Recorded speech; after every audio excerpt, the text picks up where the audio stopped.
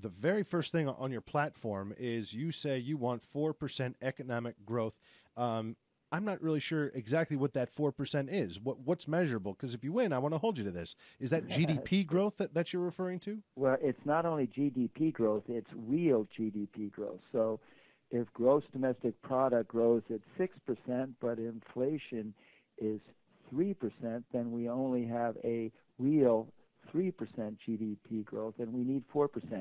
Let me just tell you what isn't normal and then what is normal. What isn't normal is 15 million to 25 million people unemployed. I think it's closer to 25 million. It's not normal to have trillion-dollar deficits. It's not normal to have declining incomes. It's not normal to have 1.6% growth on average over the last 12 years. What is normal is about 95% employment, 4.5% to 5% unemployment, which kind of leads to the transition from one job to another when you're at that level. What is normal, what was normal for 200 years, was 4% real GDP growth. That's what was normal, has been normal. And that's what enables Americans to have something that we refer to as the American dream, that every generation will be better off than the next on average. I mean, some won't, but most will. A 4% real GDP growth allows the economy to grow every 18 years, double. And that's how we get the promise of America, kind of our birthright. You know, it's interesting. We were just in the show prior to this, the Open for Business show, we had a guy on from North Star Advisors, Ken Savino, and he was telling us about, you know, this is going to be a generation that on average does not do better than their parents. Is it too late for the folks that are 30, 40 years old? Why does he say that? I mean, what he's basically saying is that our growth will be less than 4%. And why does he make that claim? It's his fear. He doesn't make a claim. He's not making a prediction. And so the fear is very justifiable. I mean, we have a president who's into not growing the economy. He's into redistributing the wealth within a stagnant economy. And that's kind of like eating your own. You also say what is also not normal is $4 per gallon gasoline. Right. Since 1970, I did a little work. Since 1970, gas inflation has been about 9%. The Dow Jones Industrial Average has gone up about 9.2%. And you guys can all see this at gasbuddy.com, the really cool website we found. So isn't that fair that if we're paying a little more than $4 for the gasoline, that we have some kind of an inflation factor there? And related to the world, isn't America paying far less than, say, other first world countries like over in the UK? Yeah, it's only related to taxes. That's the only reason why we pay less. It's solely based on taxes. Okay. So their taxes are even higher on petrol? Oh, their taxes are many dollars per gallon. Okay. And they did that to stimulate revenue. And by stimulate, to get revenue. They also did it to stimulate smaller cars that got better mileage. And they did it because they have really no energy source within Europe like what we have in the United States and elsewhere. You mentioned that, I'm not sure if you're making a statement or making a question on your website, that you think Washington has gone crazy. Yeah, and I think that's certainly the sentiment. You know, whether one is a liberal, a conservative, a Democrat, Republican, everyone looks down at D.C. and says, "I think these people are absolutely nuts." But what centers you, Chris? What keeps you from going crazy, and what will keep you centered if you do go to Washington? People could criticize me for a lot of things, but I think they would say that I kept my perspective. Obviously, as I was in more intense races and got less sleep, that wasn't helpful. But to answer your question specifically, two things, and then I can explain them. Mm-hmm. My community meetings, what I call my town hall meetings, and my wife. And first, let's just talk about my community meetings. I would have a lot of them, and I had over 21 years in Congress. And basically, if I couldn't justify not taking action when I would explain it to a community meeting, I sure as heck better take action. And if I couldn't justify taking action on something, then I better not take action on that. So I'll give you a case in point. I went to Iraq and Afghanistan 21 times, and on my way, I would go commercial. Cheaper to go commercial than to take on a delegation. But if a plane was going on a delegation, I might go on the plane.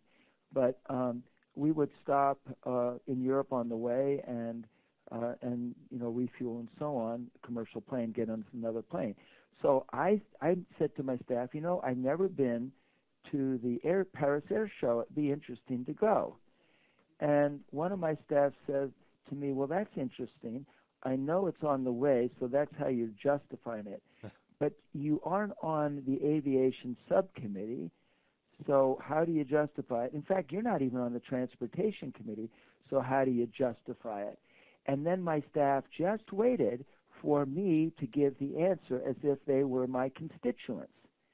And my answer was, I better not go to the Paris Air Show. Yeah. I mean, that kind of gives you an example. Well, that's very important. I mean, there's a lot of folks in public office that I say, whether or not, you get in trouble doing whatever, whether it's a hot tub or, renovations at your house or whatever, don't even approach that. And if you have to do that kind of stuff, like take out a press release first saying, hey, I'm getting some work done, or I'm going on vacation here. I just want everybody to know. You have to kind of be beyond reproach with some of this stuff. And I wish more people would maybe take a cue from you and just say, I'm not even going to go, even if it's all on the up and up. Even the appearance of it looks terrible. Well, I was thinking Senator Lugar I consider to be an incredibly capable member who was willing to, speak what he viewed was the truth and take the consequences. But I wondered why he didn't have a home, an actual home in in Indiana where he lived. He represented. His home was in Washington, and he would stay with friends in Indiana. I would have thought his staff would have said, hey, boss, you're running again. You're 80 years old, so that's going to be a tough nut to crack there. And you don't even live in the state. What are you going to say to your constituency when they make that an issue? I don't think there would have been a good answer. And either they should have said, I don't know if you should be running again, or they should have said, I think you need to buy a house or have an apartment that you live in or something. So at any rate, that's kind of an obvious thing that I would think that staff would have said to him. Let me ask you about the healthcare debate. And I got to tell you, I hate this whole healthcare debate because there's so many moving parts that I know that I don't understand a lick of it. But healthcare costs are rising under Obama. They rose under Bush. They rose under Clinton. This trend is, continuing. Why is ObamaCare bad, or why is ObamaCare good? Well, there are parts that are good, and there are parts that aren't good, and there are parts that are really terrible. Okay. Well, let's deal with the really terrible ones first, because that's exciting. Well, when you add it all up, you got a problem. It was important that we debated health care in the 90s with Bill Clinton and Hillary Clinton. We learned a lot. It forced me to really learn this issue. I think a national debate is important, but the actions that were taken, I think, were really harmful. Not all of them. 26-year-olds getting coverage up to 26-year-olds under their parents' coverage seemed to me to make sense.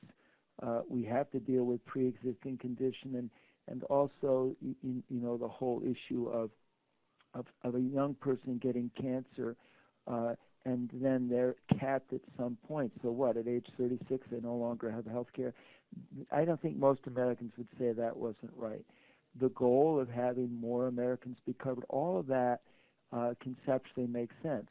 But one of the things it did, it produced massive increases in demand, but didn't do anything to increase supply. So we're going to see more demand for health care as more get the kind of coverage the president envisions without a way to get up to increasing the supply of the doctors and so on. But are insurance companies getting too much money in this whole healthcare system, or are doctors getting fairly paid, or hospitals getting fairly paid, or is it really, are the insurance companies the big culprit here?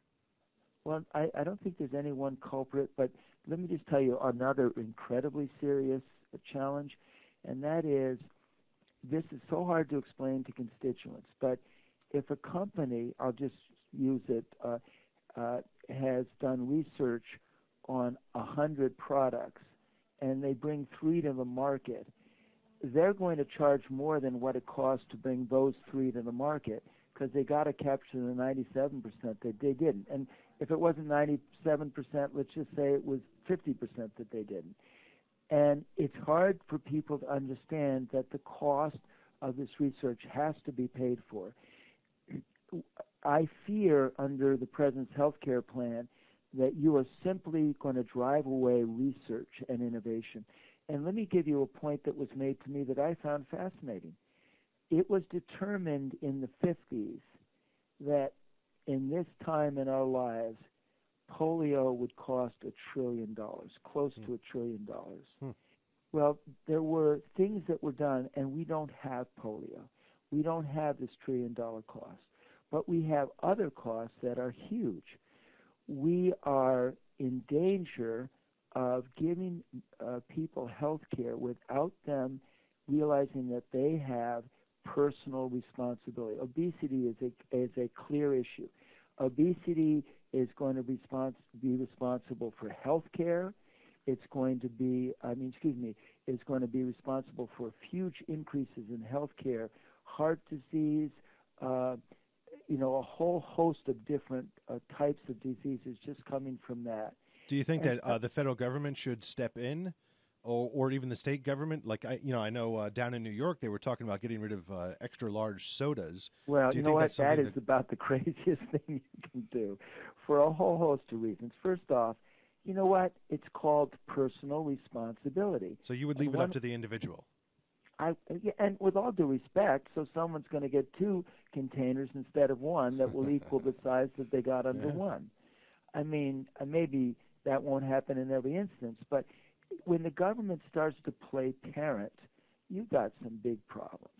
But personal responsibility, the dialogue about it, even criticizing people who don't show personal responsibility so people become aware that that's an important part. Why should someone who practices personal responsibility pay for costs of people who don't? And so, but one of the big challenges with the president's health care, there's no tort reform. There's no looking at, unnecessary costs. It takes 10 years of revenue and spends it over 7. And and then claims that it's a balanced program. It's not. So I've come to the conclusion, and I didn't believe this a few years ago, but I do now, that health care needs to be addressed state by state by state by state. And the reason is that people will have a greater say in what happens state by state by state.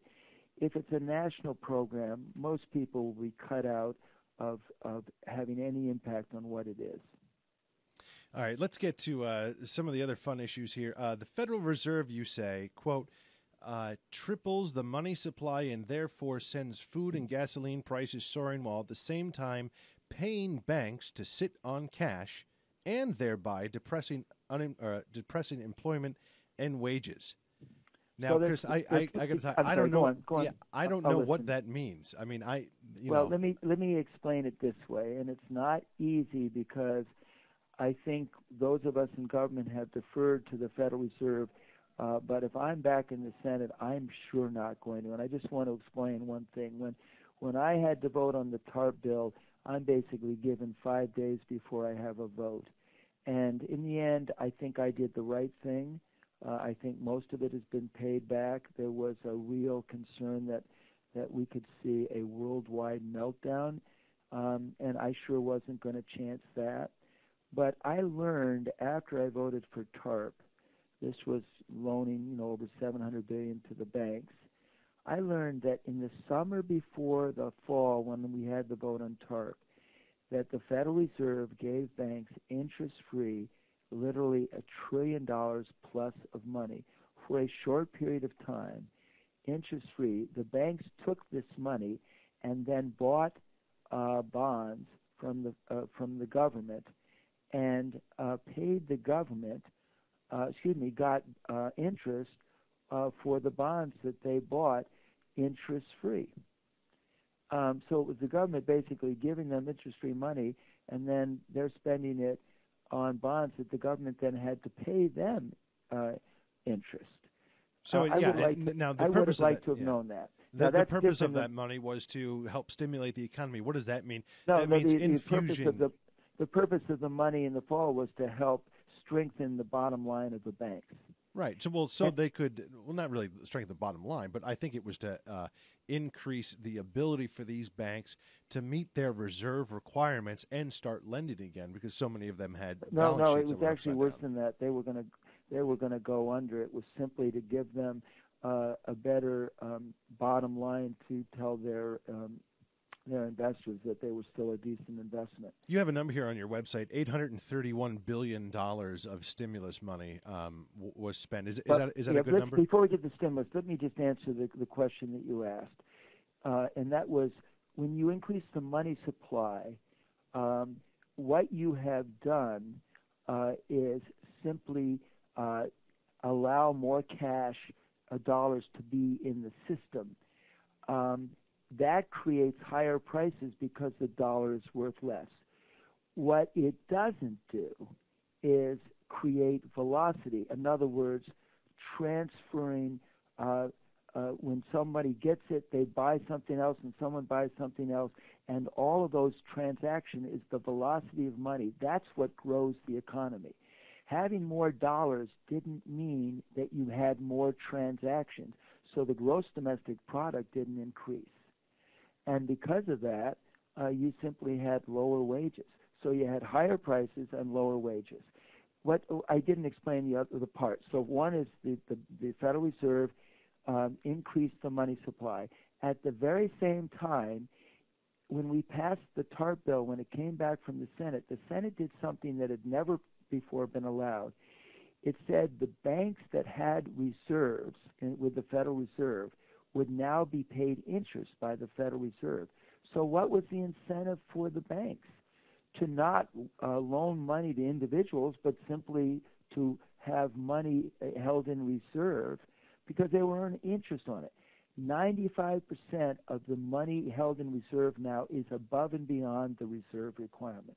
So they were taking the money out of the system that would have created velocity and helped increase our gross domestic product. I agree with you there. And, you have to, as much as I like to beat up on some of the banks, you have to understand where they were coming from. I think they all got very gun-shy suddenly, and they're looking out for themselves now, which is, boy, we wish Bear Stearns was looking out for themselves. I'm not beating up on the banks for that, but what I am saying is that I think we should only pay interest on the reserves that the banks are required to hold, and not stimulate them to put more in reserve than they have to, which is taking money out of our economy.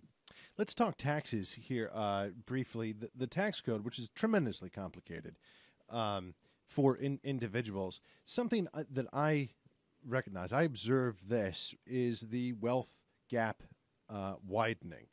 The distance between the very poor and the very rich, or even the folks that are doing moderately well and the folks that are doing pretty good, it's huge. It is huge. It is huge. Folks, there was Herman Cain was talking about this 999 plan and making things a little easier. I kind of feel like we need to go the other way. I think we should increase the number of tax brackets. I want to convince you not to do that. You don't think so? Because I don't know. Give me a chance here. Okay, go ahead. Convince me. Okay.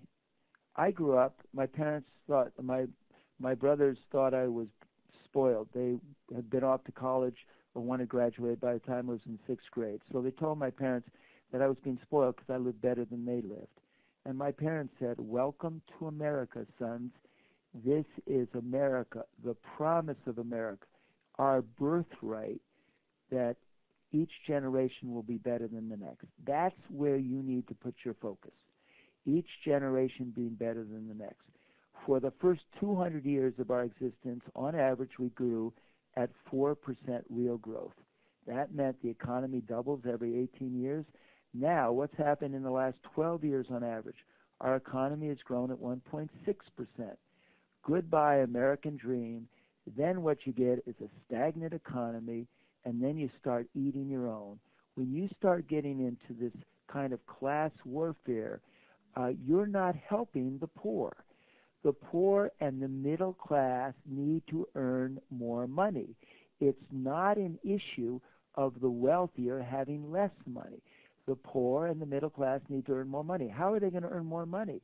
They're not going to earn it by what they spend. They're going to earn it by what wealthier people do with their money. We need to get into a savings and investment mentality that says, what do we do to encourage growth? So I'm going to give you an example. What we need to do is we need to lower the corporate income tax down to what Canada's done, 15% from 35%. Well, see, I would even go a step further. I think the corporate income tax is a farce because no corporation is going to sit there with, a bunch of dough in their pocket, especially if they're relatively small. If they're Apple, who the heck cares what they do? But, guys who are really the small business with 30 employees, they are not going to sit there with a bunch of cash that's going to get double taxed. So they're going to bonus it out to people, including themselves. So there's not going to be any tax. Well, so there you got a great example. Really what you need to do is if you reduced it, we would be a magnet for capital from all over the world. We would see, what people don't realize is General Motors is actually owned by Americans. I mean, there are a few wealthy people, and there are people who run the company, and there are people that could get some decent salary in that company. But the unions have invested in the market for their health care, for their retirement for their employees. You have institutions that have interest in and ownership in corporations. I can keep going down the list. And we need, the question is not redistribution of income. The question is, and the only question that should be asked is, how do we grow the economy? Because when you grow the economy, the poor and the middle class not only have jobs, they have choices of better jobs, and they can demand more. Okay, let me ask this. Do you think the federal government, I'm not going to ask, do you think the federal government spends too much, but do you think the federal government does too much? Do you think they're too involved in various aspects of our life? I think so, and if I could overdo some of my time in Washington, I would have put more emphasis on evaluating what we do and what we need to do versus what we are doing. I really believe that we need to reduce the size of the federal government by at least 20%. This blows me away. Four of the five median income, the highest median income counties circle Washington, D.C. Yeah. Washington, D.C. has become Paris to the United States. It's become so relevant. And when I was working in D.C. and I looked over at Arlington and Alexandria, and I saw all these tall skyscrapers and all this activity, I said, isn't this exciting? When I then became co-chair of the Commission on Wartime Contracting and worked for 2.5 years across the Potomac, I found myself realizing that all those buildings were filled with government employees. And I thought, what have we done? Yeah. Well, you spent over 20 years in Congress. and you've had a little break, and now you want to go back to D.C. Tell me, what have you been doing in the meantime? Well, when I no longer was in Washington, which is my nice way of saying after I was defeated. I wasn't going to bring it up. But I was, to put it in some perspective, I was the last Republican in all of New England, the only Republican congressman in '07 and '08, and then the target, the center of the attention of the Democratic Party. And so then I said, well, what am I going to do? And I had lots of options. I was asked by the minority leader of the House, now the Speaker, and the minority leader of the first of the House, to be on the subcommittee, the Commission on Wartime Contracting, and then I was asked to be its co-chair. 3 other Republicans, 4 Democrats. We never once had a partisan debate. I can tell you truthfully, I don't ever recall even a snide comment about either party. We went where the truth took us. We identified $60 billion of waste out of $205 billion. Learned a few lessons in that process, and felt very privileged to come up with a number of recommendations that the Senate is now and the House now looking at. And if I'm elected as senator, I'm sure as heck going to be promoting those recommendations. Terrific stuff. We're talking to Chris Shays, running for Senate. I have 2 more minutes with you. Tell me why you are better than Linda McMahon. Well, let me say it in as clear terms as I can say. I have the experience and the knowledge, and frankly, I have the guts to confront these issues effectively. I know foreign policy. I know domestic policy. I was at the center of balancing budgets during the 4 years Republicans took over in '95. I helped pass welfare reform. The first bill passed under the new Republican Congress was a new Gingrich called the SHAYS Act, because it put Congress under all the laws that we had exempted Congress, the Democratic majority, for 40 years. So I have the experience, I have the knowledge, and I have a plan that will grow the economy, and I know how to do it because I've been there. And so that's a huge difference. My opponent says that she's a job creator, and I think that's fair. She created 600 jobs. I believe when I helped balance the federal budget, when we were in charge, I can take credit for helping grow 8 million jobs in the private sector. So I was very much involved in the macro creation of jobs, and she was very much involved in the micro creation of 600 jobs. And so I feel well prepared to take on this responsibility, and I hope I have that opportunity. All right, folks, he is Chris Shays, Shays for USSenate.com. If you like what he had to say, send him to the Senate. Thanks so much, Chris, for being on. I appreciate it. Thank you. I hope I get to come back on your program. Absolutely. Anytime you want, just give us a call. Thanks. Take care. Right, bye-bye.